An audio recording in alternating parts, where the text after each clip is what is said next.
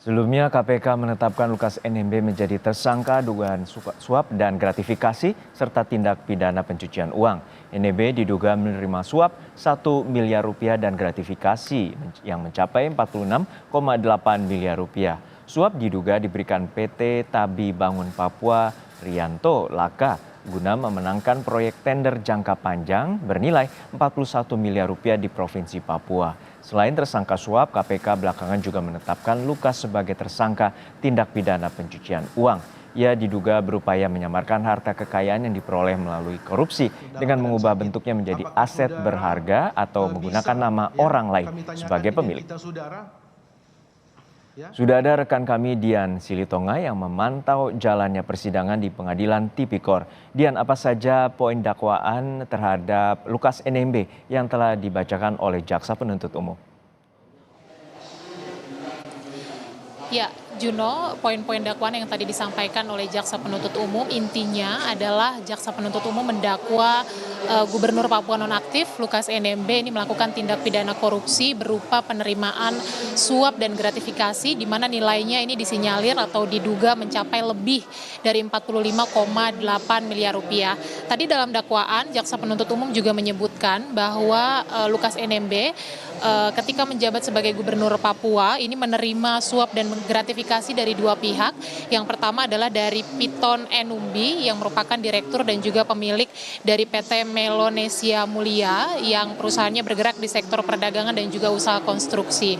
Nah, dari Piton Enumbi diduga Lukas NMB ini menerima gratifikasi senilai lebih dari 10 miliar rupiah dan kemudian pihak kedua adalah Lukas NMB diduga menerima gratifikasi dari Rianto Laka yang merupakan direktur dan juga pemilik dari PT Tabi Bangun Papua yang perusahaannya juga bergerak di sektor konstruksi dan bangunan.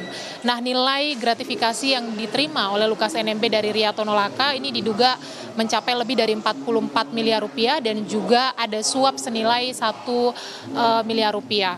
Nah, dalam dakwaan juga dijabarkan, Juno, bahwa kedua pihak yang kemudian memberikan suap dan gratifikasi kepada Lukas NMB ini sebelumnya merupakan tim pemenangan dari Lukas NMB ketika mencalonkan diri sebagai kepala daerah atau sebagai gubernur Papua, yang kemudian sebagai timbal balik diberikan sejumlah tender atau proyek dari APBD Provinsi Papua oleh Lukas kepada keduanya.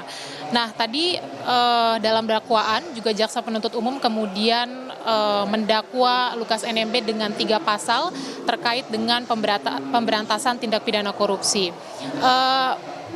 Surat dakwaan ini sudah selesai dibacakan oleh Jaksa Penuntut Umum beberapa waktu yang lalu, Juno, dan saat ini sidang sedang dilanjutkan dengan agenda eksepsi atau pembacaan nota keberatan dari tim penasehat hukum dan juga terdakwa dari Lukas NMB.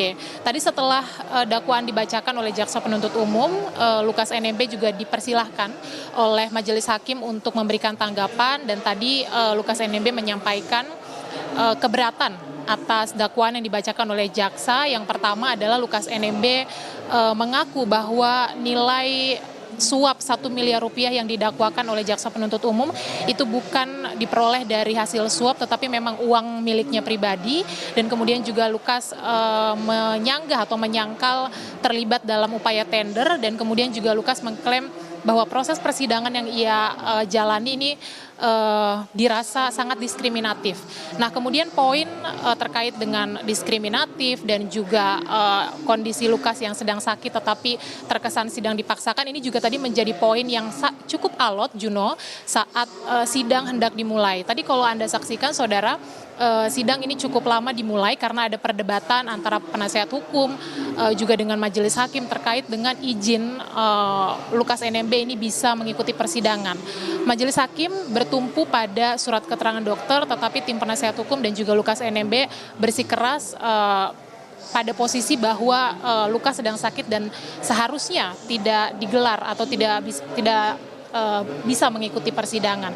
Kemudian juga tadi saat Jaksa Penuntut Umum membacakan atau mulai membacakan surat dakwaan ini juga ada beberapa interupsi atau beberapa kali diinterupsi oleh Lukas dan juga tim penasehat hukum. Sehingga tadi majelis hakim juga memperingatkan kepada tim penasehat hukum supaya persidangan ini bisa berjalan secara kondusif sesuai dengan kesepakatan pada pekan yang lalu, Juno.